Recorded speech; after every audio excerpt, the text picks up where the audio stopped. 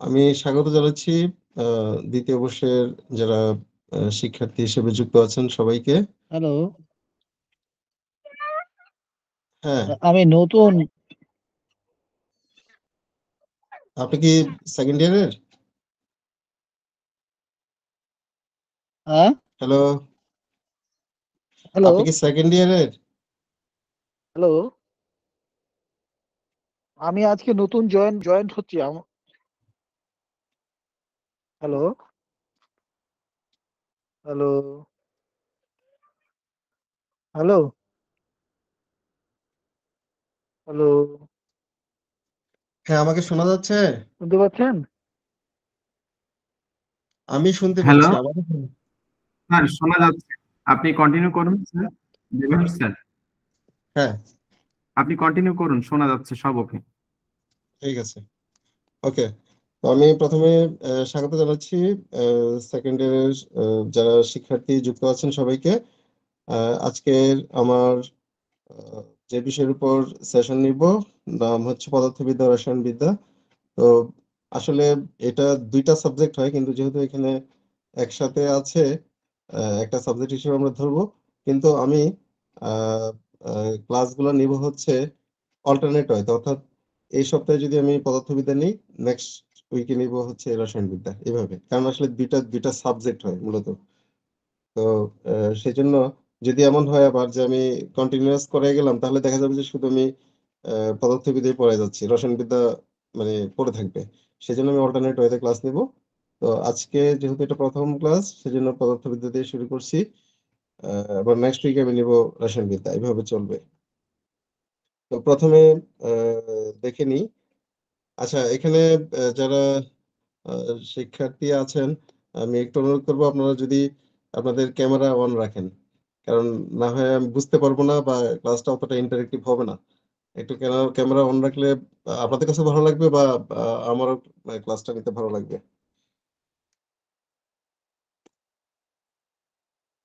আমরা আজকের ক্লাসের আহ, কি কি নিয়ে আলোচনা করব, প্রথমেই একটু দেখি।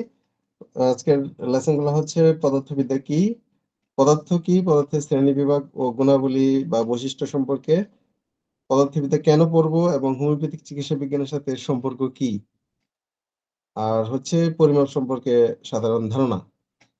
তো আচ্ছা, যারা শিক্ষার্থী আছেন হয়তো অনেকে আহ, কোনো মেডিকেল কলেজে হয়তো এখনো আহ, মানে রানিং স্টুডেন্ট হিসেবে আছেন, বা এমনও থাকতে পারেন যে অলরেডি পাশ করে ফেলেছেন।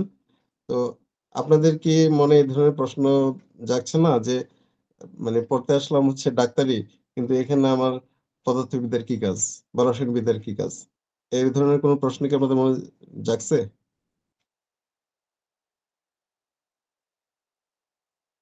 হ্যালো, রেসপন্স করলে আমার ভালো লাগবে ক্লাসটা নিতে।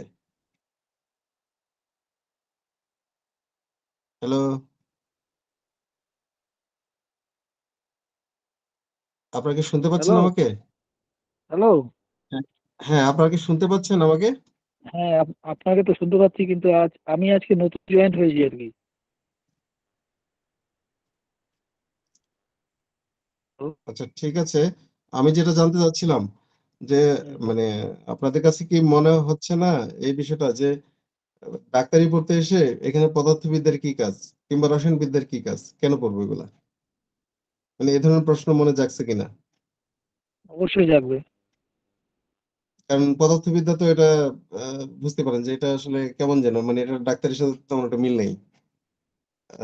প্লাস হচ্ছে যদিও এটা সায়েন্সের সাবজেক্ট, সেটা ঠিক আছে। তো এটা ডাক্তারের সাথে মিল নাই, কিন্তু তাইলে এটা কেন আসলো এখানে? মানে ডাক্তারি পড়তে সেটা কেন পড়তে হবে? কিংবা রসায়নবিদ্যা, ওইটার বা কি দরকার ডাক্তারিতে? তো ঠিক আছে। সেজন্য এখানে কিন্তু টপিকস একটা কথা আছে, ওই যে পদার্থবিদ্যা কেন পড়বো এবং হোমিওপ্যাথিক চিকিৎসা বিজ্ঞানের সাথে এর সম্পর্ক কি। তো একটু যদি মানে আমরা ওই বিষয়গুলো জানি, তাহলে হয়তো মনে হবে যে না, আসলে এটার দরকার আছে। আমি একটু একটু করে আগাই।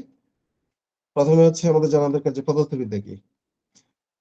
আহ তার আগে আমি একটু জানতে চাইবো, আপনারা হয়তো জানি না ব্যাকগ্রাউন্ড কি, কিন্তু নিচের ক্লাসে হলো সবাই কম বেশি পড়ে যে পদার্থ কি। তো একটু যদি বলেন কেউ যে পদার্থ কি।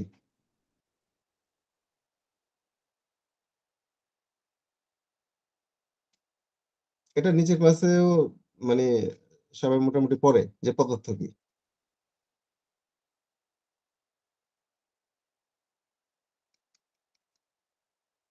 জানা আছে কি?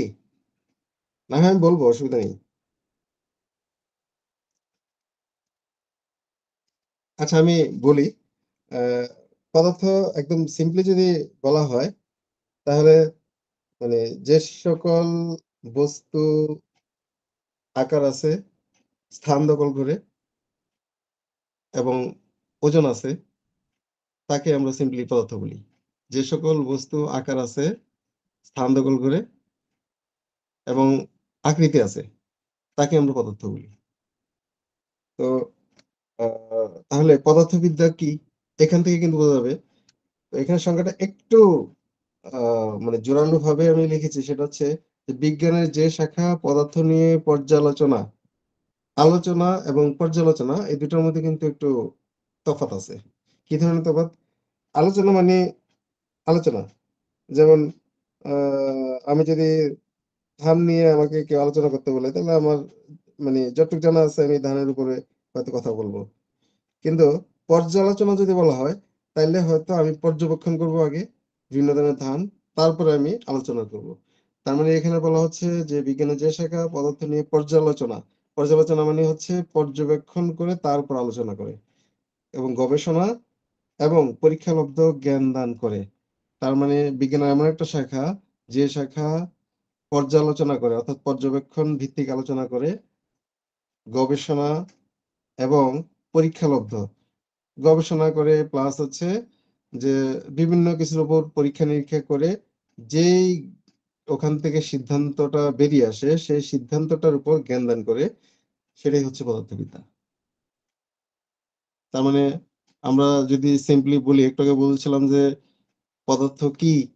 আ যদি আমরা ওইটার মানে আলোকে যদি বলি যে, যে বিজ্ঞান বা যে বিদ্যা পদার্থ নিয়ে আলোচনা করে তাকে পদার্থবিদ্যা বলে। তাহলে এটা আসলে একেবারেই মানে কি বলবো সহজ সরল একটা সংজ্ঞা হয়ে যায়। কিন্তু এটা হচ্ছে আসলে কমপ্লিট একটা সংজ্ঞা যে বিজ্ঞানের যে শাখা পদার্থ নিয়ে পর্যালোচনা, গবেষণা এবং পরীক্ষালব্ধ জ্ঞান দান করে। যেহেতু বিজ্ঞান, আ বিজ্ঞান কি? বিজ্ঞানের কাজ হচ্ছে সবসময় কোন বিষয় নিয়ে গবেষণা এবং একটা সিদ্ধান্তে পৌঁছে তার উপর জ্ঞান দান করা। আ এখন প্রশ্ন হচ্ছে যে যদি কোন সিদ্ধান্তে পৌঁছে তার মানে এটা কি আ চিরকালের জন্য একই থাকবে? যতক্ষণ পর্যন্ত না আ তার ফার্দার কোন গবেষণা না হবে বা দ্বিতীয় কোন সিদ্ধান্ত না আসবে, ততক্ষণ পর্যন্ত ওই পূর্ববর্তী সিদ্ধান্তটাই বহাল থাকবে। এটা হচ্ছে বিজ্ঞানের কাজ। অর্থাৎ বিজ্ঞান যেমন আবিষ্কার করে গেছে অ্যা যে সূর্য পূর্ব দিকে উঠে পশ্চিম দিকে অস্ত যায়। আমরা এখনো দেখতেছি তাই সত্য। যদি কখনো আবার বিজ্ঞান আবিষ্কার করে ফেলতে পারে যে না সূর্য তো পূর্ব দিকে ওঠে না, আসলে পশ্চিম দিকে ওঠে। পূর্ব দিকে অস্ত যায়, উল্টা। তখন কিন্তু আবার আমাদেরকে ওইটাই মেনে নিতে হবে। বা বিজ্ঞান আবিষ্কার করে গেছে যে সূর্যের চারদিকে পৃথিবী ঘুরে। আমরা এটাই মেনে নিচ্ছি। যদি কখনো আবিষ্কার করে যে না সূর্য হচ্ছে পৃথিবীর চারদিকে ঘুরে, তখন আবার সেটাই মেনে নিতে হবে। তার মানে বিজ্ঞানের বিষয়গুলো এরকম যে, যেকোনো বিষয়ের উপর গবেষণা করে যখন একটা সিদ্ধান্ত বিজ্ঞান দেয়, আ তখন ওই সিদ্ধান্তটাই আমরা মেনে নিই। যতক্ষণ পর্যন্ত না ওই বিষয়ের উপর গবেষণায় ২য় কোনো সিদ্ধান্ত না আসে। এবং সেইজন্যই কিন্তু বলা হচ্ছে যে পদার্থবিজ্ঞানের যে শাখা পর্যালোচনা, গবেষণা এবং পরীক্ষালব্ধ জ্ঞান দান করে। পরীক্ষালব্ধ জ্ঞান দান করতে হবে। তাহলে সেটাই হচ্ছে পদার্থবিদ্যা। তো পদার্থবিদ্যার মূল কিছু বৈশিষ্ট্য আছে যে ইহা বস্তু এবং শক্তি, আমি ২ টা শব্দকে একটু রেড কালারে দেখিয়েছি এখানে, যে বস্তু এবং শক্তি নিয়ে কাজ করে এবং ইহাদের মধ্যে সম্পর্ক নিয়ে গবেষণা, পর্যালোচনা এবং ফলাফল নিয়ে বিশ্লেষণ করে। তার মানে আমরা এখানে ২ টা আ গুরুত্বপূর্ণ আ বিষয় পেয়েছি যে পদার্থবিদ্যা বস্তু এবং শক্তি নিয়ে কাজ করে। আসলে কি তাই? মানে শুধু বস্তু এবং শক্তি নিয়ে কাজ করে? আসলে না, পদার্থবিদ্যা অনেক কিছু নিয়ে কাজ করে। তার মধ্যে দেখা গেছে যে যা কিছু নিয়ে কাজ করা হোক না কেন, ওখানে মূল বিষয় হচ্ছে ২ টা। একটা হচ্ছে বস্তু, মানে আমরা বলতে পারি অবজেক্ট, আর আরেকটা হচ্ছে এনার্জি, শক্তি। ওই যত কিছু নিয়ে কাজ করুক না কেন, মানে এই ২ টা বিষয় কিন্তু পাওয়া যায়। এজন্য বলা হচ্ছে যে পদার্থবিদ্যার মূল বৈশিষ্ট্য হচ্ছে বস্তু এবং শক্তি নিয়ে কাজ করে সে। কিন্তু আমার এই স্লাইডে ডান দিকে একটা ছবি আপনারা দেখতেছেন নিশ্চয়ই, যে মাঝখানে ফিজিক্স বা পদার্থবিদ্যা, তার চতুর্দিকে অনেক কিছু আছে। যেমন আমি উপর থেকে যদি যাই, লাইট মানে আলো নিয়ে কাজ করে, ফোর্স শক্তি নিয়ে কাজ করে, ম্যাগনেটিজম মানে চুম্বকায়ন নিয়ে কাজ করে, ইনারশিয়া মানে জড়তা নিয়ে কাজ করে, ফ্রিকশন মানে ঘর্ষণ নিয়ে কাজ করে, গ্র্যাভিটি মাধ্যাকর্ষণ নিয়ে কাজ করে, সাউন্ড শব্দ নিয়ে কাজ করে, ইলেকট্রিসিটি মানে তড়িৎ বা বিদ্যুৎ নিয়ে কাজ করে, অ্যাটমস মানে অণু নিয়ে কাজ করে, হিট মানে তাপ নিয়ে কাজ করে। তার মানে আমরা দেখতেছি যে ফিজিক্স বা পদার্থবিদ্যা কিন্তু আসলে অনেক কিছু নিয়ে কাজ করতেছে। কিন্তু এখানে যে আমরা এই যতগুলা ওয়ার্ড বললাম বা এখানে ছবিতে দেখানো আছে, আহ, আসলে তার মধ্যে কি আছে? তার মধ্যে কিন্তু আমরা দেখতেছি লাইট মানে আলো, এটা একটা শক্তি। ফোর্স তো নিজেই শক্তি। চুম্বকায়ন ওটাও কিন্তু শক্তি, চুম্বক শক্তি। ইনারশিয়া জড়তা, এখন জড়তা কি শক্তি? না, জড়তা হচ্ছে একটা অবস্থা, পদার্থের একটা অবস্থা। ফ্রিকশন ঘর্ষণ, এটাও কিন্তু একটা শক্তি। কোন ধরনের শক্তি? একটা গতিশীল বস্তুর গতিকে যে শক্তি বাধা দেয় সেটাই হচ্ছে ঘর্ষণ। গ্র্যাভিটি মাধ্যাকর্ষণ শক্তি, এটার নামই তো মাধ্যাকর্ষণ শক্তি, অর্থাৎ পৃথিবীর যে আকর্ষণ শক্তি। সাউন্ড শব্দ শক্তি, ইলেকট্রিসিটি বিদ্যুৎ বা তড়িৎ শক্তি, অ্যাটম অণু, এটা কি? এটা কি শক্তি? অণু হচ্ছে অবজেক্ট, মানে আমরা আপাতত বলবো যে বস্তু। এখন কোন ধরনের বস্তু? আসলে বস্তুর ক্ষুদ্রতম অংশ অণু। তার চেয়েও ক্ষুদ্রতম হচ্ছে গিয়ে অণুকে যখন আমরা বিশ্লেষণ করব বা ভাঙবো, তার চেয়ে ক্ষুদ্রতম অংশ পাই হচ্ছে পরমাণু। আর পরমাণুকে যদি আমরা আরো ক্ষুদ্রতম অংশে নিয়ে যাই, মানে ভাঙি, তখন আমরা তার মধ্যে ৩ টা কণিকা পেয়ে থাকি। একটা হচ্ছে ইলেকট্রন, একটা প্রোটন, একটা নিউট্রন। একটা পরমাণুকে মূলত ২ টা অংশে ভাগ করা হয়। তার কেন্দ্র যেটা, কেন্দ্রকে বলা হয় নিউক্লিয়াস, কেন্দ্র যেটা নিউক্লিয়াস, আর বাইরের অংশ। নিউক্লিয়াসে অবস্থান করে ২ টা কণিকা, একটা হচ্ছে নিউট্রন, একটা হচ্ছে প্রোটন, আর বাইরের অংশে অবস্থান করে হচ্ছে ইলেকট্রন। তার মানে পরমাণুর মধ্যে ৩ টা কণিকা বিদ্যমান। আর পরমাণুর সমন্বয় হয় হচ্ছে অণু বা এটম। তারপর দেখা যাচ্ছে উপরে হিট, তাপ। এটা কি? এটাও একটা শক্তি, তাপ শক্তি। তো তাহলে এই যে ছবিতে যতগুলো আমরা দেখলাম এখানে ফিজিক্স ডিল করে, আসলে কি পেলাম? বেশিরভাগই পেয়েছি শক্তি, আর না হচ্ছে বস্তু। তাহলে বাম সাইডে যে কথাটা লিখলাম আমি, যে ইহা বস্তু এবং শক্তি নিয়ে কাজ করে, তো রাইট। মানে ফিজিক্স যা নিয়ে কাজ করুক না কেন, দেখা গেছে বিশ্লেষণ করলে আসলে ২ টা জিনিস পাওয়া যায়, হয় বস্তু নাইলে শক্তি। এখন আসি যে পদার্থ কি, পদার্থের শ্রেণীবিভাগ ও গুণাবলী বা বৈশিষ্ট্য। পদার্থ কি একটু আগে আমি ফার্স্টে বলেছিলাম যে যা নাকি জায়গা দখল করে, যার ভর আছে, স্থান দখল করে, আকার ও আকৃতি আছে এবং বল প্রয়োগে বাধা সৃষ্টি করে, এবং যা ৫ টি ইন্দ্রিয় দ্বারা অনুভব করা যায়, তাকে পদার্থ বলে। ৫ টা ইন্দ্রিয় কি? এই যে ৫ টা ইন্দ্রিয় বললেই কিন্তু এখানে একটু মানে কেমন যেন মানুষ হিউম্যানের একটু গন্ধ পাওয়া যাচ্ছে। মানে ৫ টা ইন্দ্রিয় কি? একটা হচ্ছে ঘ্রাণ শক্তি, তারপরে হচ্ছে শ্রবণ শক্তি, দৃষ্টি শক্তি, আর কি? অনুভূতি, আরেকটা? ৪ টা গেল। আরেকটা কি? টেস্ট, স্বাদ। এই হচ্ছে ৫ টা ইন্দ্রিয়। এই ৫ টা ইন্দ্রিয় দিয়ে অনুভব করা যায়। তো এটার অর্থ কি যে ৫ টা দিয়ে একই সাথে অনুভব করতে হবে? Not necessary. ৫ টা যেকোনো একটা দিয়ে অনুভব করা যেতে পারে। যেমন আমি শুধু কান দিয়ে শুনলাম, সেটা কি? শব্দ। শব্দ শক্তি। আবার আমি যদি এমন হয় যে টেস্ট পেলাম, টেস্ট পাওয়া মানে কি? আমার জিহ্বায় তো কিছু একটা আমি খাবারের সময় টেস্ট পাবো। জিহ্বায় মানে লাগবে। তো তাহলে নিশ্চয়ই সেটা তো পদার্থই। যে আমি খাচ্ছি এটা তো পদার্থ। এটা স্থানও দখল করতেছে। এবং এটা নিশ্চয়ই একটা ওয়েট বা ওজন আছে। আ কাজেই এটা পদার্থ। এইজন্য বলা হচ্ছে যে ৫ টা ইন্দ্রিয় দিয়ে অনুভব করা যায়। ৫ টা ইন্দ্রিয় দিয়ে অনুভব করা যায় বলতে নট নেসেসারি যে ৫ টা দিয়েই অনুভব করতে হবে একসাথে। আ মানে একটা ইন্দ্রিয় দিয়ে অনুভব করা যেতে পারে পদার্থকে।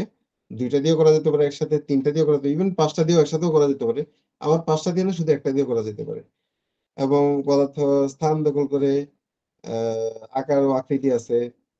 এই বৈশিষ্ট্যগুলা থাকলে আমরা তাকে বলব হচ্ছে পদার্থ। কাজেই আমরা মানুষ, আমরা পদার্থ। আ এখন যে যদি বলি যে বাতাস বা বায়ু এটা কি পদার্থ? কেউ কি বলবেন? যে বায়ু কি পদার্থ?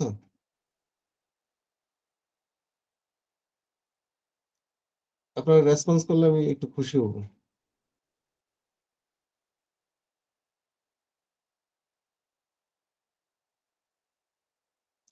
বায়ু কি পদার্থ? হ্যালো, আমাকে শুনতে পাচ্ছেন?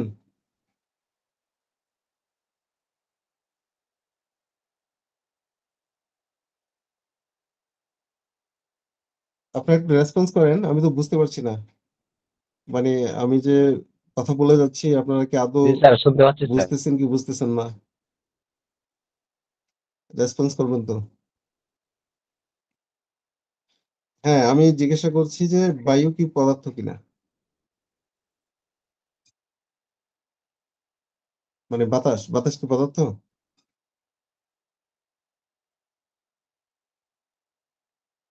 যদি বুঝতে সমস্যা হয় বলবেন, আমি তো বলেই দিব। জি স্যার, বাতাস বায়বীয় পদার্থ স্যার। হ্যাঁ, বায়বীয় পদার্থ। এটা যে পদার্থ হ্যাঁ, এটা যে পদার্থ আ আমাকে জাস্ট একটা প্রমাণ বলেন যে এই কারণে এটা পদার্থ। স্যার এটা জায়গা দখল করে স্যার এবং শক্তি আছে।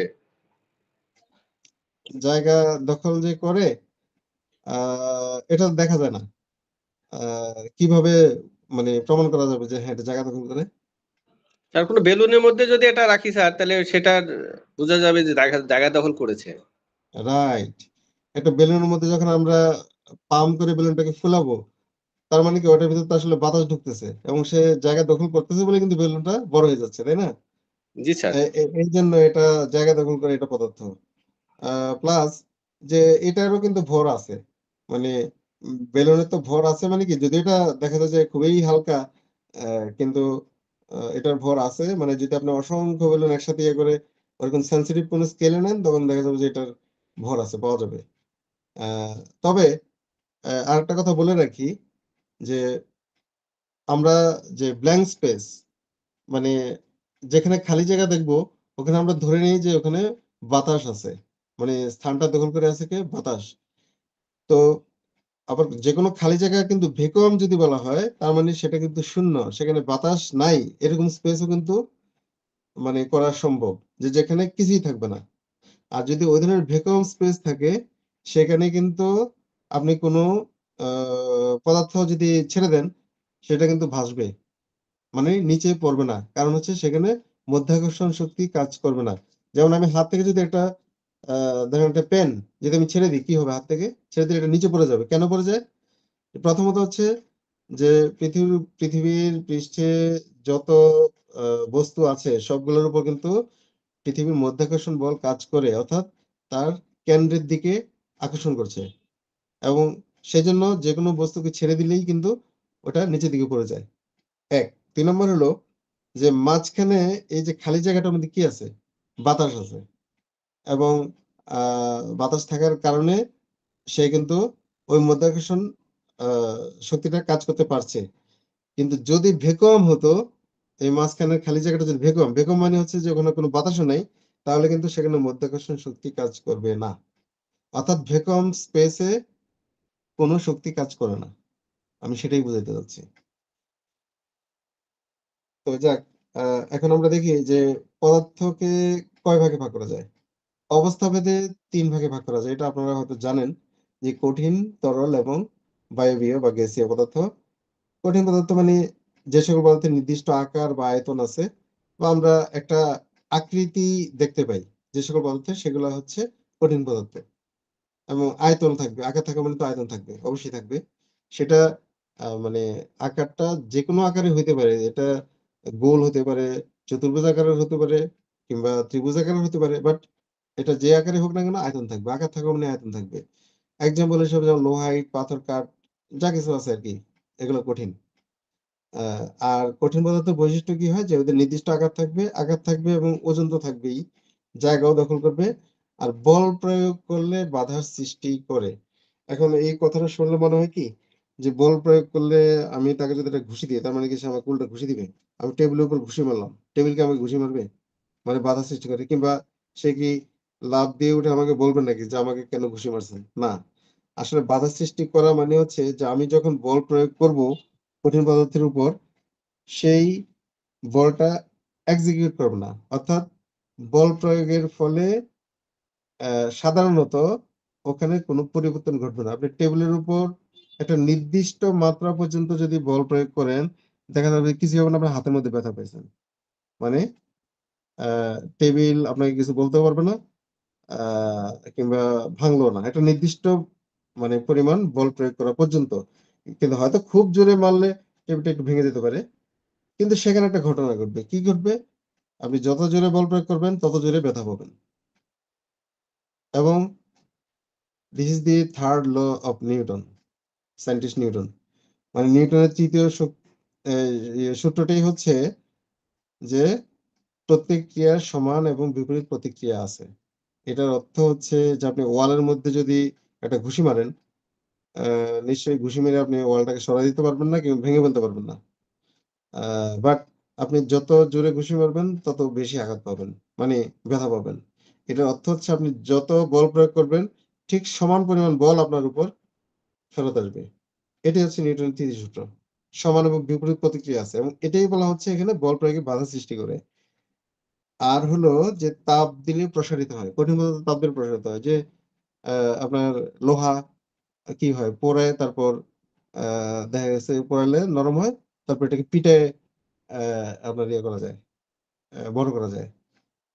কিংবা আপনি যদি একটা প্লাস্টিকের জিনিস কি করলেন? আগুন দিলেন, এটা তাপ পেল।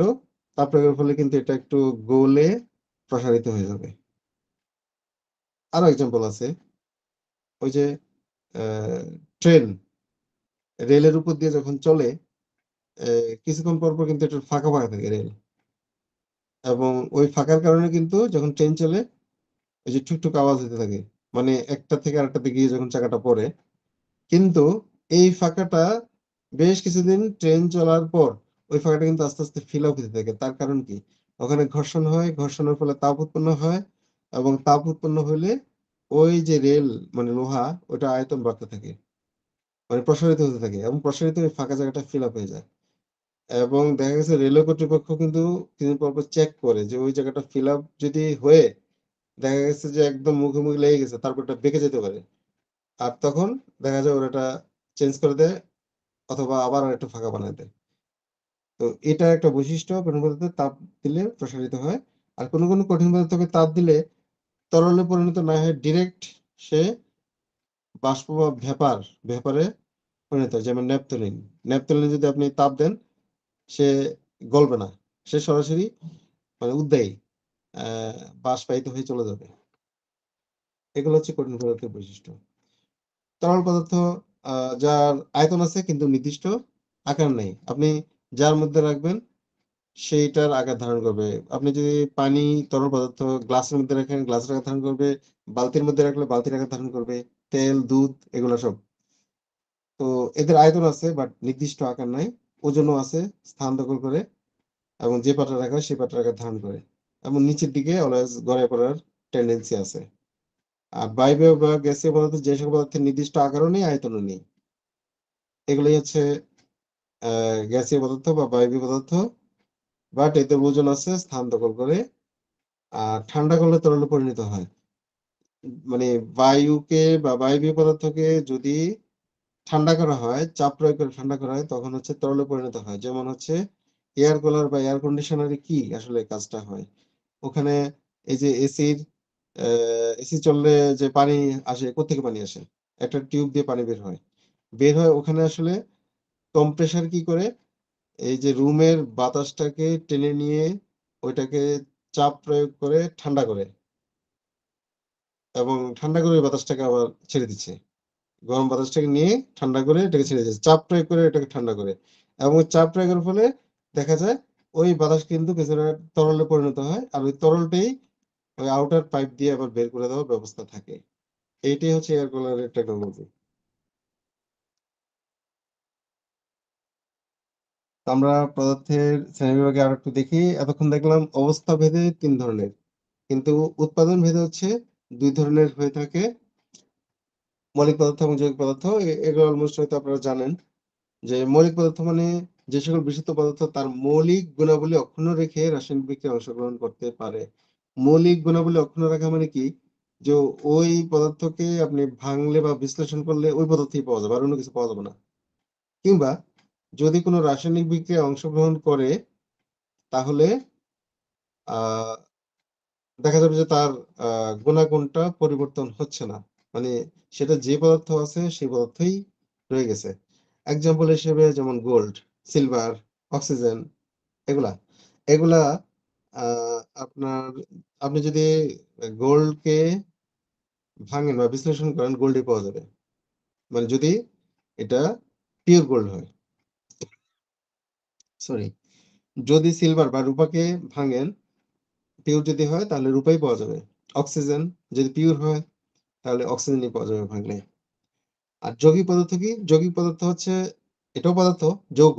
অর্থাৎ সেখানে ২ বা ততোধিক মৌলিক পদার্থ থাকতে পারে একটা পদার্থের মধ্যে। যেমন পানি। পানির মধ্যে কি আছে? পানির মধ্যে আছে অক্সিজেন এবং হাইড্রোজেন। অক্সিজেন এবং হাইড্রোজেন মিলে হয় পানি। লবণ। লবণের মধ্যে খাবার লবণ যদি হয় সেটার মধ্যে আছে সোডিয়াম এবং ক্লোরিন। এই ২ টা পদার্থ মিলে সোডিয়াম ক্লোরাইড খাবার লবণ হয়। আর বায়ু বা বাতাস, বাতাসের মধ্যে এক কথায় একাধিক গ্যাস থাকতে পারে। নাইট্রোজেন, অক্সিজেন, হাইড্রোজেন মানে এরকম একাধিক গ্যাস থাকতে পারে। তার মানে এগুলো হচ্ছে সব যৌগিক পদার্থ। এখন আসি তাহলে এতক্ষণ আমি যা বললাম কিছুই না, একেবারেই বেসিক জিনিস বললাম। প্রথমত যে পদার্থ কি, পদার্থের অবস্থান অবস্থা ভেদে পদার্থকে কয়ভাবে ভাগ করা যায় বা উৎপাদন অনুসারে বা তার সোর্স বা উৎস হিসেবে কয়ভাবে ভাগ করা যায়। প্লাস হচ্ছে পদার্থবিদ্যা বা পদার্থবিজ্ঞান কি? মানে এই বিষয়টা কি? সেটাও জানলাম। এখন আসি যে আমাদের যে আলোচ্য বিষয় ছিল যে ১ম ২ টা মানে অলরেডি লেসন আমরা মোটামুটি আলোচনা করে ফেললাম। এখন আসি যে পদার্থবিদ্যা কেন পড়বো আমরা? এতক্ষণ যা বললাম মানে এখানেও কিন্তু মনে প্রশ্ন জাগার কথা। ভালো কথা যে বুঝলাম যে পদার্থ হচ্ছে এই তার বৈশিষ্ট্যগুলো এরকম। কিন্তু এটার সাথে ডাক্তারির কি সম্পর্ক? এটা তো এটা খুব মানে জানা মানে জানার আগ্রহ থাকারই কথা। যে আমি পদার্থ সম্পর্কে এত কিছু জানবো কিন্তু আমার এটা আমি মেডিকেলে কোন কাজে লাগাবো? আমি কেন জানবো? এটা আমারও প্রশ্ন হয়েছিল যে মেডিকেলে কেন ফিজিক্স থাকবে? কেমিস্ট্রি থাকতে পারে। সেটা মেডিকেলে পড়ার আগেই আমার একটু মনে হয়েছিল। কারণ কেমিস্ট্রি আ যেহেতু সেখানে মানে এক কথায় কেমিক্যাল আছে, তো কাজেই এটা হয়তো ডাক্তারিতে লাগতে পারে। এই ধরনের একটা ধারণা ছিল। কিন্তু ফিজিক্স কেন পড়বো? এটা আমারও প্রশ্ন ছিল। তো দেখি আমরা কেন পড়বো? তো কেন পড়বো? তার আগে আমরা একটা আ বেসিক জিনিস জেনে নিই। হোমিওপ্যাথি দর্শন ও বিজ্ঞান। মানে philosophy and science of homeopathy কি? মানে হোমিওপ্যাথির দর্শন কি? এবং এটার বিজ্ঞানটা কি? এখন আ হোমিওপ্যাথি কি সায়েন্স? এটা কিন্তু একটা প্রশ্ন। যে হোমিওপ্যাথি কি সায়েন্স? আমরা তো বলি চিকিৎসা বিজ্ঞান। তাহলে হোমিওপ্যাথি কি এটা তো চিকিৎসা বিজ্ঞান বা শাস্ত্র। তো এটা কি সায়েন্স? অনেকে তো বলে যে এটা সায়েন্স না। উনাদের যুক্তি হচ্ছে এই যে সায়েন্স মানে হচ্ছে তার এভিডেন্স থাকতে হবে। এবং প্রমাণ করতে হবে যে এটার মধ্যে এই আছে। তো আমি লাস্ট ক্লাসে একটা সাবজেক্টের উপর ক্লাস নিয়েছিলাম। তো সেখানেও একজনের প্রশ্ন ছিল আ মানে ওই যে বিশ্ব স্বাস্থ্য সংস্থা হয়তো যে হোমিওপ্যাথিকে মানে ওইভাবে দেখে না বা মতামতটা কি? তো আমি জাস্ট ওটা সম্পর্কে একটু বলেছিলাম। তো অনেকের যেটা বলা যে হোমিওপ্যাথি তো সায়েন্স না। তো বা বিভিন্ন জায়গায় ঘাটলেও দেখা যায় যে এটা সায়েন্স না। মানে অনেকেরই হচ্ছে এটা হচ্ছে আ আর্ট। এটা আর্ট। আমি বলব যে হ্যাঁ, আমার যেটা দৃষ্টিভঙ্গি বা মতামত, আমিও বলব যে এটা আর্ট। তবে আমি হোমিওপ্যাথিকে অনেক আগে থেকে বলে আসতেছি সেটা হচ্ছে আমি বলি যে এটাকে আ ফিলোসফিক মেডিকেল সায়েন্স। এটা আমার মতামত। এটা হয়তো অনেকের সাথে আমার এই মতামতটা নাও মিলতে পারে। বাট আমি কিন্তু সবসময় বলি যে মানে হোমিওপ্যাথি হচ্ছে ফিলোসফিক মেডিকেল সায়েন্স। অর্থাৎ দার্শনিক চিকিৎসা বিজ্ঞান। এখন কেন এটা আমি বলি? আ এটা আমার একটা যুক্তি আছে।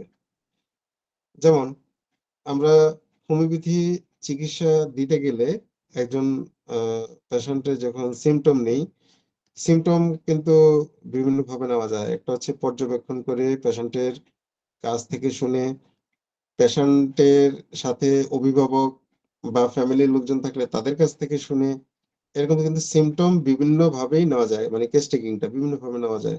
পর্যবেক্ষণ, রোগীর মুখ থেকে শুনে, রোগীর সাথে বা পরিবারের লোকজনের কাছ থেকে জেনে, আ এভাবে।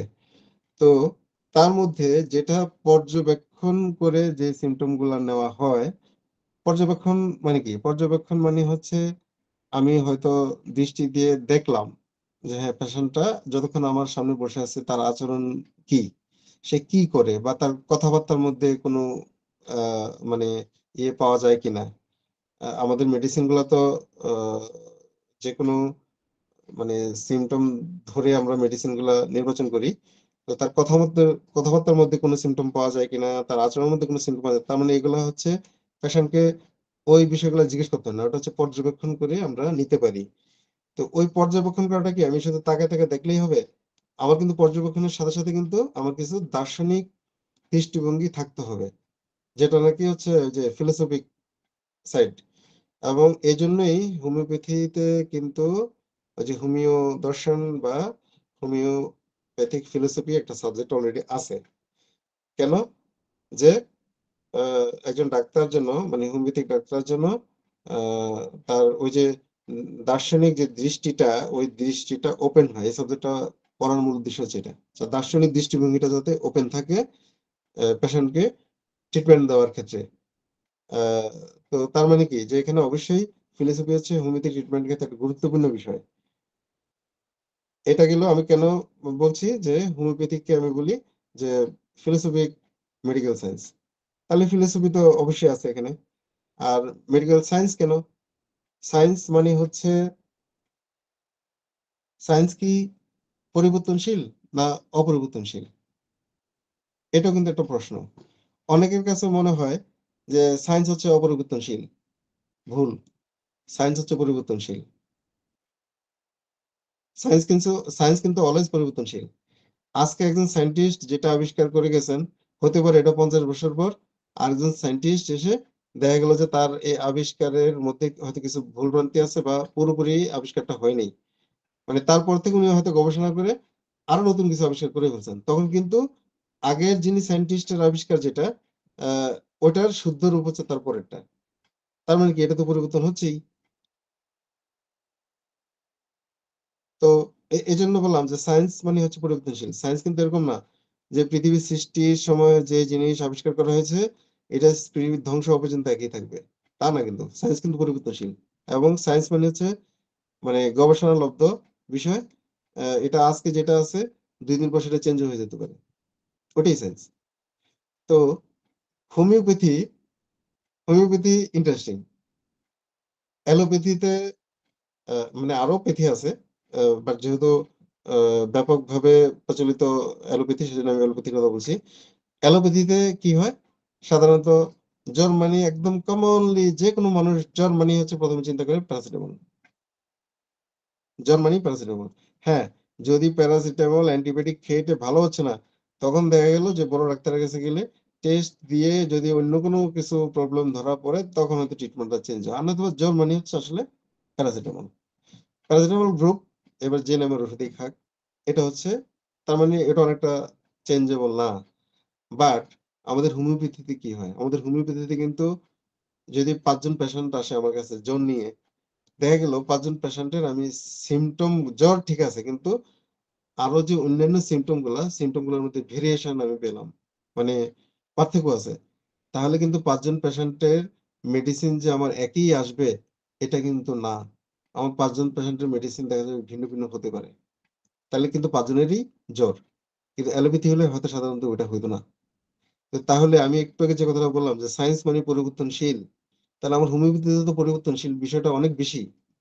তাহলে why this is not science? অবশ্যই সায়েন্স। কেউ না বললেও আমি বলি যে হোমিওপ্যাথি ইজ সায়েন্স। তবে এটা হচ্ছে ফিলোসফিক সায়েন্স। মানে শুধু সায়েন্স না, এটা ফিলোসফিক সায়েন্স। এবং আপনারা হয়তো জানেন, তারপর আমি বলছি, ফিলোসফিকে বলা হয় সকল বিজ্ঞানের বিজ্ঞান। ইন্টারেস্টিং ব্যাপার।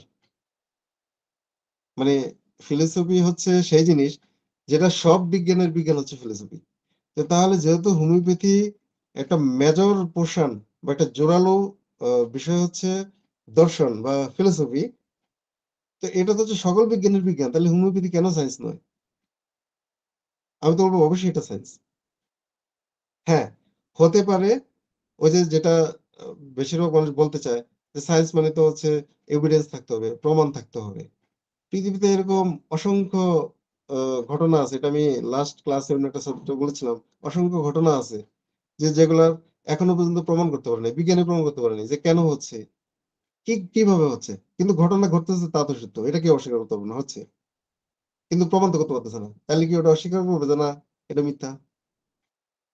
সো মানে সবকিছু কিন্তু মানে সায়েন্স হলেই যে সবকিছুর এভিডেন্স থাকবে নট নেসেসারি। মানতে হবে যে এটা সায়েন্স। এনিওয়ে, তো আমি যেটা বলতেছিলাম যে হোমিওপ্যাথির দর্শন এবং বিজ্ঞানটা কি?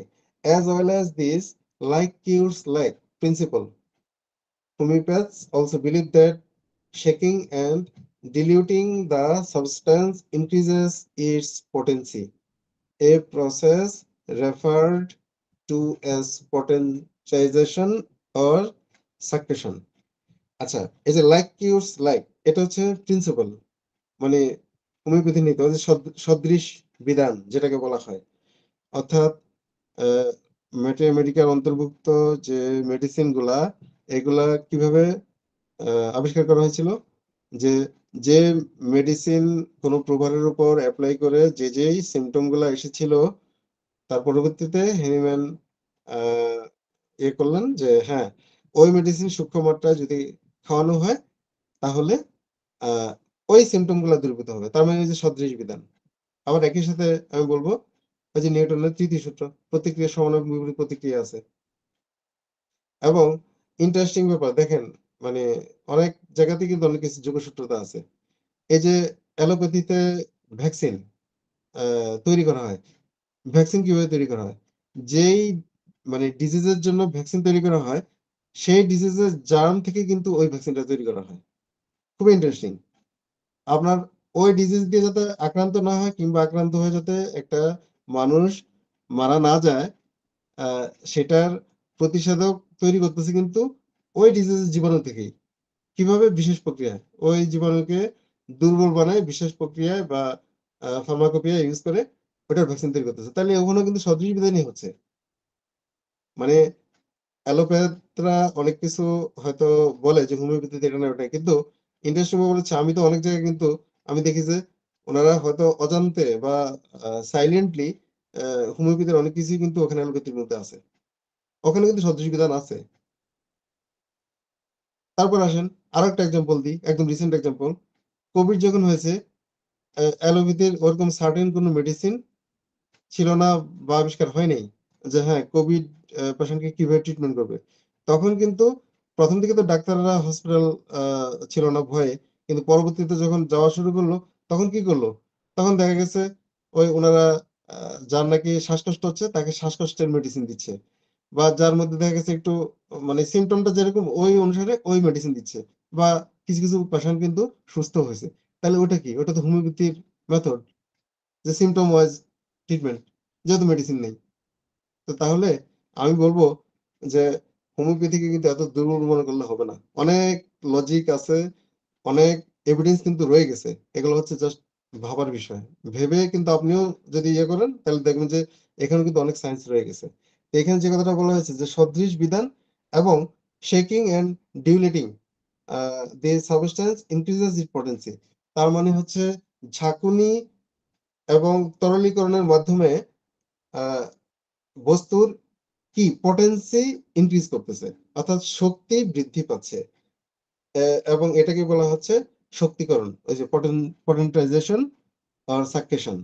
This form of alternative medicine was first developed and described by German physician Samuel Hahnemann in, sorry এটা 179 না, এটা মিস্টেক আছে, এটা 1800 ইয়ে হবে, 79 হবে, 1879 হবে। তো এটা হচ্ছে জার্মান ফিজিশিয়ান স্যামুয়েল হেনিম্যান প্রথম এই বিষয়টা ডেভেলপ করেছেন। মানে ওনার এটা হলো কি, ঝাঁকুনির মাধ্যমে এবং তরলীকরণের মাধ্যমে আপনার বস্তুর শক্তি মাত্রা বৃদ্ধি পাবে। উনি এই জিনিসটা আবিষ্কার করে গেছেন, এই যে জার্মান ফিজিশিয়ান স্যামুয়েল হেনিম্যান।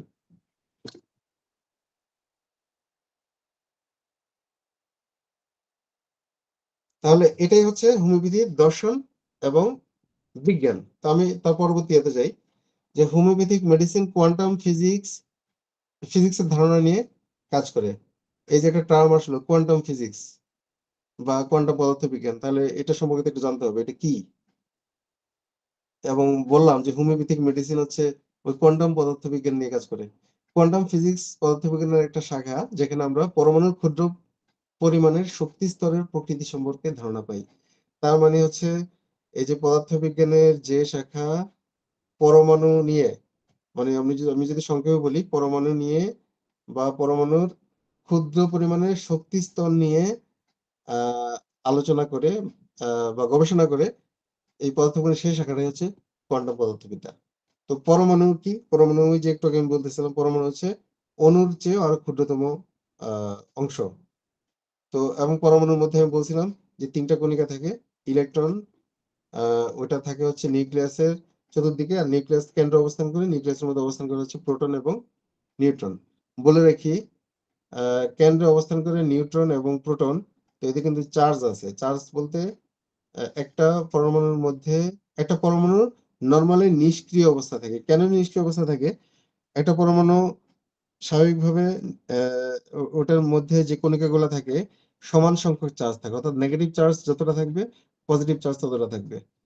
এবং পজিটিভ চার্জ থাকে হচ্ছে নিউক্লিয়াসের মধ্যে, মানে কেন্দ্রে। কেন্দ্রে যে দুটো কণিকা থাকে, একটা হচ্ছে নিউট্রন, একটা হচ্ছে প্রোটন। নিউট্রন তার কোনো চার্জ নাই, সে হচ্ছে নিউট্রাল, অর্থাৎ চার্জ নিরপেক্ষ। আর প্রোটন তার হচ্ছে পজিটিভ চার্জ। তাহলে ধরি একটা নিষ্ক্রিয় পরমাণু যখন হয়, তখন তার মধ্যে যদি এমন হয় যে তার কেন্দ্রে প্রোটন আছে 5টা, তার মানে 5টা পজিটিভ চার্জ আছে। এবং ঠিক তাইলে তার ওই নিউক্লিয়াসের বাইরের যে শক্তি স্তরগুলো আছে, স্তর বলতে কিছুই না, মানে সার্কুলার ওয়েতে কতগুলা রোড, ওই রোড গুলার মধ্যে হচ্ছে ইলেকট্রন ঘুরতে থাকে। এবং ওই যে বললাম যে 5টা যদি পজিটিভ চার্জ থাকে কেন্দ্রে, মানে প্রোটন থাকে, তাহলে 5টা নেগেটিভ চার্জ থাকবে হচ্ছে ওই যে রোড গুলো আছে বা শক্তি স্তর গুলো আছে নিউক্লিয়াসের চারদিকে বাইরে, ওখানে 5টা থাকবে ইলেকট্রন। তাহলে ওই ইলেকট্রন হচ্ছে নেগেটিভ চার্জ, তাহলে 5টা পজিটিভ 5টা নেগেটিভ, তাহলে তো ওটা নিষ্ক্রিয় অবস্থায় থাকবে। তো এই যে বিষয়গুলা, এই বিষয়গুলো নিয়ে হচ্ছে আলোচনা করে কোয়ান্টাম পদার্থবিজ্ঞান। তো এখানে আমি প্রথম হেডলাইনটাই দিলাম যে হোমিওপ্যাথিক মেডিসিন কোয়ান্টাম ফিজিক্সের ধারণা দিয়ে কাজ করে। তাহলে ধারণা দিয়ে কাজ করে কেন? সূত্রটা কোথায়? ওই যে তার আগের স্লাইডে Samuel Hahnemann, doctor Samuel Hahnemann, তো উনি তো আবিষ্কার করে গেছেন যে ডিলেটিং অ্যান্ড শেকিং, অর্থাৎ ঘর্ষণ এবং হচ্ছে ঝাঁকুনির মাধ্যমে কি হয়, বস্তুর শক্তিমাত্রা বৃদ্ধি পায়। তো ওখানে ঘর্ষণ এবং ঝাঁকুনির মাধ্যমে যে শক্তিমাত্রা বৃদ্ধি পায়, আমরা মানে ঘর্ষণ কিসের ঘর্ষণ হবে সেখানে? প্রশ্নটা হচ্ছে কিসের ঘর্ষণ হবে এবং ঝাঁকাবো কাকে ঝাঁকাবো? এটা হচ্ছে হোমিওপ্যাথিক মেডিসিনকে। এখন হোমিওপ্যাথিক মেডিসিন মানে যদি আমরা ডিলুটিং মানে তরলীকরণ, তরলীকরণ মানে এখানে তরলীকরণ বলতে বোঝানো হচ্ছে যে আমরা যদি এটাকে অর্থাৎ শক্তিটাকে যদি আরো সূক্ষ্ম থেকে সূক্ষ্মতর করি, সেই ক্ষেত্রে কি করি, যে আমি যে পরিমাণ লিকুইডের মধ্যে মেডিসিন থাকবে ওই মেডিসিনের পরিমাণটা যদি আরো কমাই দিই, তাহলে কি হবে, এটা সূক্ষ্ম হয়ে গেল, তখন কিন্তু তার শক্তিমাত্রা আরো বেড়ে যাবে। এটাই হচ্ছে মূল থিম, যে আমি মেডিসিনের পরিমাণ যত কমাই দিব সূক্ষ্ম হচ্ছে, বাট তার শক্তিমাত্রা বেড়ে যাবে। আর ঝাঁকুনি দিলে হচ্ছে ঘর্ষণ হচ্ছে। কি ঘর্ষণ হচ্ছে? ওখানে তো আসলে পদার্থ মানেই হচ্ছে কি থাকবে, ওখানে অণু পরমাণু থাকবে, পরমাণু হচ্ছে ক্ষুদ্রতম অংশ, আর পরমাণুর মধ্যে কণিকা থাকবে। তাহলে ওখানে ঝাঁকুনি দিলে তো হচ্ছে ওই কণিকাগুলোর মধ্যে ঘর্ষণ হচ্ছে, ওই ঘর্ষণের ফলে হচ্ছে তার শক্তিমাত্রা বৃদ্ধি পাবে।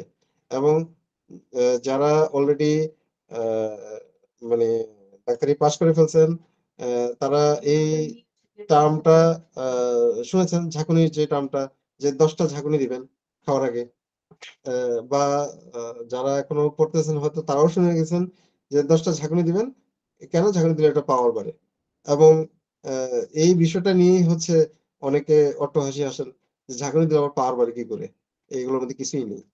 আসলে এটার লজিকটা তো হচ্ছে ওখানে, যে ঘর্ষণের ফলে আমরা যদি সায়েন্স বলে যে ঘর্ষণের ফলে তাপ উৎপন্ন হয়, তাহলে তাপ কেন উৎপন্ন হয়? ওখানে ঘর্ষণের ফলে ওই যে পরমাণুর মধ্যে যখন ঘর্ষণ হয়, ঘর্ষণের ফলে ওখানে শক্তি উৎপন্ন হচ্ছে। আসলে শক্তি মানে কি? তাপ শক্তি উৎপন্ন হচ্ছে। তো নিশ্চয়ই এটা পাওয়ার, এটা তো অস্বীকার কেউ করতে পারতেছে না যে ঘর্ষণের ফলে তাপ উৎপন্ন হচ্ছে না। যদি ওইটা সত্য হয় তাহলে এটা কেন সত্য হবে না? ওইটা তো সবাই মানতেছে যে ঘর্ষণে তাপ উৎপন্ন হয়। তাপ তো শক্তি। তো ঘর্ষণ মানে কি? ওখানে আসলে পরমাণুর মধ্যে ঘর্ষণ হচ্ছে। তো তাহলে এখানেও তো আমি ঝাঁকুনি যখন দিচ্ছি লিকুইড ফর্ম, তো এটার মধ্যেও তো পরমাণু আছে। তাহলে এখানেও তো ঘর্ষণ হচ্ছে। তো ঘর্ষণ হলে এখানে কেন শক্তি উৎপন্ন হবে না? This is the evidence. আমার কথা, যদি এটা মিথ্যা হয় তাহলে ওই সায়েন্সটাও মিথ্যা, যে ঘর্ষণে তাপ উৎপন্ন হয় না, এটা মানে ওটা মানা যাবে না। আমার কথাটা হচ্ছে ওই জায়গাতে। কোয়ান্টাম তত্ত্ব, কোয়ান্টাম তত্ত্ব কে দিয়ে গেছেন? কোয়ান্টাম তত্ত্ব দিয়ে গেছেন হচ্ছে সায়েন্টিস্ট প্লাঙ্ক। উনি সর্বপ্রথম কোয়ান্টাম তত্ত্ব প্রদান করেন 1900 সালে, ম্যাক্স প্লাঙ্ক। তার মডেলটা হচ্ছে এরকম, যেটি তাপ বিকিরণের পূর্ণ বর্ণালী ব্যাখ্যা করতে সক্ষম হয়। তিনি একটি গাণিতিক মডেলের প্রস্তাব করেন যেখানে তাপীয় বিকিরণ সমন্বয়পূর্ণ দোলকের একটি সেটের সাথে সাম্য অবস্থায় অবস্থান করে। আচ্ছা, একটু কঠিন কঠিন মনে হচ্ছে কথাগুলা, আমি একটু ইজি করে বলি। বলা হচ্ছে তার মডেলটা এরকম, মানে তিনি যে মডেলটা প্রস্তাব করেছেন এটা এরকম, যেখানে তাপীয় বিকিরণ সমন্বয়পূর্ণ দোলকের একটি সেটের সাথে সাম্য অবস্থায় অবস্থান করে। এখন প্রশ্ন হলো তাপীয় বিকিরণটা আবার কি? তাপীয় বিকিরণ মানে হচ্ছে সহজ বাংলায় তাপ শক্তি বিকিরণ করে, মানে তাপ শক্তি ছেড়ে দিচ্ছে। এই তাপীয় বিকিরণটা সমন্বয়পূর্ণ দোলকের একটি সেটের সাথে সাম্য অবস্থায় অবস্থান করে। সমন্বয়পূর্ণ দোলক। এখন দোলক কি জিনিস?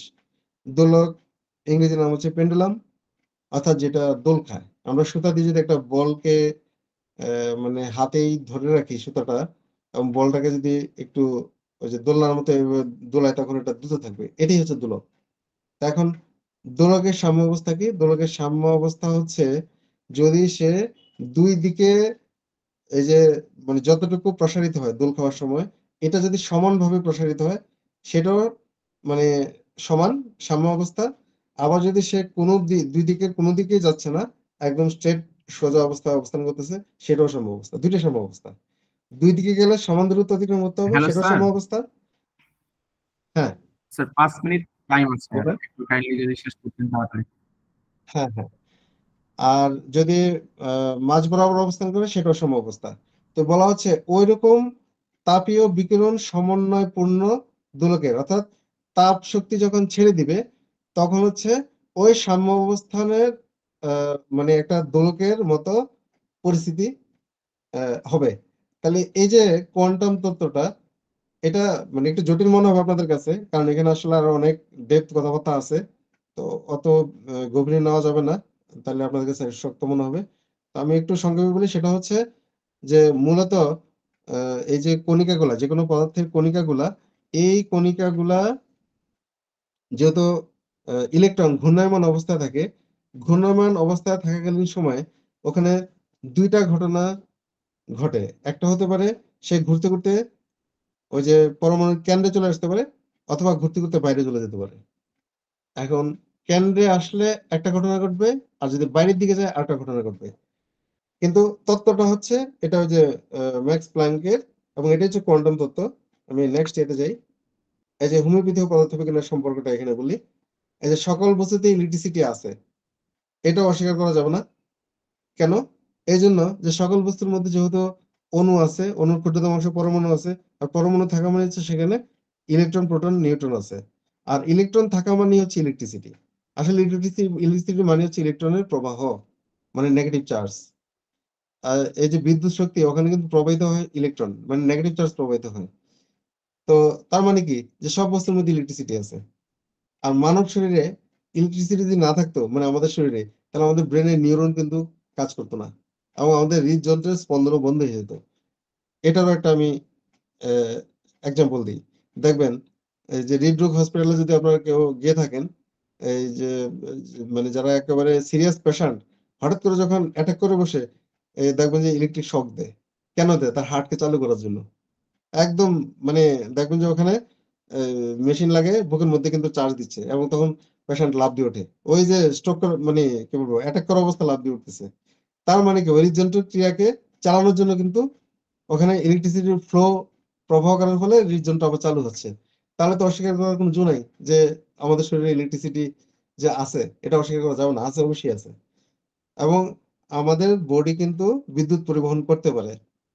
আর একটা গবেষণায় দেখা গেছে যে আমাদের প্রতিটা কোষের মধ্যে 0.7 ভোল্ট ইলেকট্রন থাকে। তাহলে একটা মানব শরীরে যদি 50 ট্রিলিয়ন কোষ থাকে, তাহলে ওই যে গুণ দিলে দেখা যাবে 3.5 ট্রিলিয়ন ভোল্ট বিদ্যুৎ বা ইলেকট্রন আমাদের বডিতে আছে। এখন আপনাদের মনে হতে পারে, তো এত ভোল্টেজ যদি আমাদের শরীরে থাকে, তাহলে তো আমাদেরকে কেউ ধরলে একটু শক করার কথা। তাহলে কেন করে না? ব্যাপারটা হচ্ছে যে এই ভোল্টেজটা তো একসাথে নেই। এই যে অসংখ্য কোষের মধ্যে কিন্তু ভাগে ভাগে আছে। এজন্য সে একসাথে তো শক করার সুযোগ নেই। বিষয়টা হচ্ছে এখানে। ওই যে এটাই বললাম যে এই বিদ্যুৎ হচ্ছে বিচ্ছিন্নভাবে ভিন্ন বিভিন্ন কোষে থাকে। কিন্তু আমাদের মেটাবলিক সিস্টেম কাজ করার ক্ষেত্রে এই ইলেকট্রনের গতির ভূমিকা অবশ্যই আছে।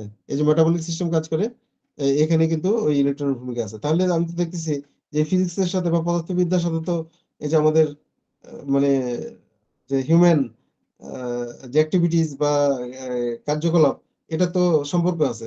তো তাহলে কেন মানে মেডিকেল সায়েন্স সম্পর্ক থাকবে না? আর ইলেকট্রন ঘুরতে ঘুরতে, একটু আগে যেটা বলতেছিলাম, যে ঘুরতে ঘুরতে নিউক্লিয়াসের কেন্দ্রে যদি চলে যায়, তখন কিন্তু পরমাণু শক্তি হারায়, লস হয়। আর যদি বাইরের দিকে যায়, তখন হচ্ছে সে শক্তি শোষণ করে। এখানে আমি দুইটা ছবি দেখেছি। বাম দিকেটা হচ্ছে এই যে একটা পরমাণু, যেটা বললাম যে কেন্দ্র হচ্ছে নিউক্লিয়াস। এই নিউক্লিয়াসের মধ্যে যে প্রোটন এবং নিউট্রন থাকে, আর বাইরের যে সেলগুলো আছে, এই যে রাস্তাগুলো দেখা যাচ্ছে সার্কুলার, এগুলো হচ্ছে ইলেকট্রন ঘূর্ণায়মান অবস্থা থাকে। এই ইলেকট্রন গুলো যদি ঘুরতে ঘুরতে কেন্দ্রের দিকে চলে আসে, তাহলে হচ্ছে মানে শক্তি শোষণ করে, মানে হারায়। আর যদি বাইরের দিকে যায়, তাহলে শক্তি শোষণ করে। ডান দিকের যে ছবিটা, সেল ডিভিশন মানে কোষ বিভাজন। যখন আমাদের শরীরে কোষ তো বাড়তে থাকে বয়স বাড়ার সাথে সাথে, এই কারণে কিন্তু মানুষ ছোট থেকে আস্তে আস্তে বড় হয় বা স্বাস্থ্য বাড়ে, ইত্যাদি ইত্যাদি। তো এই যে কোষ বাড়তেছে, একটা থেকে দুইটা, দুইটা থেকে চারটা, এবার যে বাড়ে, তো ওখানে কি হচ্ছে, কোষ বাড়ার ফলে ওখানে এই পরমাণু গুলা কিন্তু এই যে পরমাণু ইলেকট্রন গুলা কিন্তু বাইরের সেলে যাচ্ছে কোষ বৃদ্ধির জন্য, এবং বাইরের সেলে যখন যায়, তখন শক্তি শোষণ করে। তো দেখেন এখানে কিন্তু একটা যোগসূত্রতা আছে, সূত্রতা আছে, সেটা হলো যে আমাদের স্বাস্থ্য বাড়ার জন্য আমরা কি করি?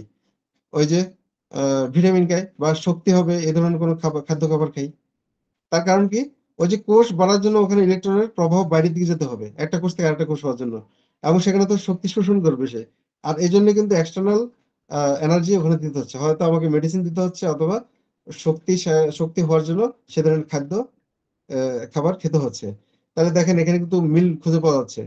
আর যদি একটা মানুষ শুকায় যাচ্ছে তার মানে কি তার কোষের শক্তি কমে যাচ্ছে, মানে পরমাণু শক্তি হারায়।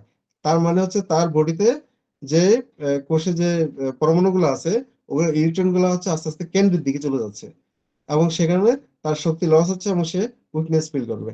তাহলে দেখেন এইটুকুর মধ্যে কিন্তু আমি যেটা বোঝানোর চেষ্টা করলাম যে এই যে পদার্থবিদ্যার সাথে কিন্তু আমাদের মেডিকেল সায়েন্সের একটা সম্পর্ক কিন্তু খুঁজে পাওয়া যাচ্ছে। তাহলে এখন আপনারা কি বলতে পারবেন যে এই স্যামুয়েল হ্যানিম্যানের যে তত্ত্ব এবং এই যে আমি কোয়ান্টাম লজিক বললাম এখানে মূল সম্পর্কটা কোথায়? আমি কিন্তু অলরেডি বলছি এতক্ষণের মধ্যে।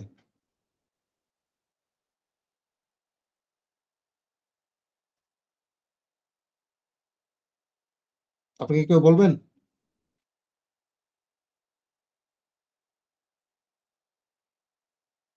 বা প্রশ্ন থাকলে বলতে পারেন, সময় শেষ হয়ে গেছে।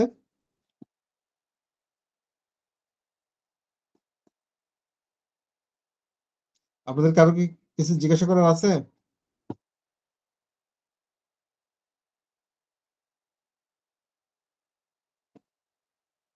আচ্ছা আমি ধরে নিব যে জিজ্ঞাসা করার কিছু নাই হয়তো। তারপরেও যদি আপনাদের কিছু জানা থাকে আজকের এই ক্লাসের উপর অবশ্যই আমাকে পরবর্তী ক্লাসে জিজ্ঞাসা করবেন। তো আমি এই বলে আমার